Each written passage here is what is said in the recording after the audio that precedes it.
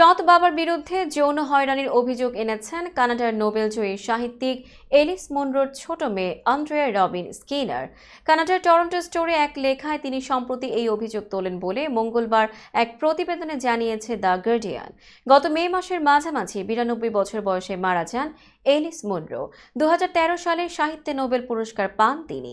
Andrea রবিনের অভিযোগ, তার বয়স যখন 9 বছর তখন তার সৎ বাবা জেরাল্ড ফ্রেমলিন তাকে যৌন হয়রানি শুরু করেন। তখন তার বয়স ছিল 50-এর মতো। আর তার মা বিষয়টা জানার পরও সন্তানের পক্ষে না গিয়ে বরং স্বামীকেই সমর্থন দেন। ভুক্তভোগীর দাবি, অন্টারিওতে মায়ের বাড়িতে শুয়ে থাকার সময় সৎ বাবা তার শয্যাকক্ষে প্রবেশ করে তাকে যৌন হয়রানি করেন। এই ঘটনা তার মাকে জানাতে নিষেধ করেন তিনি।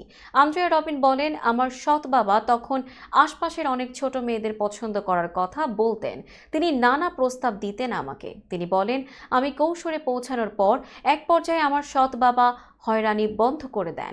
তবে ততদিনে আমি অনিদ্রা এবং মাইগ্রেন সহ নানা সমস্যায় ভুগতে শুরু করি।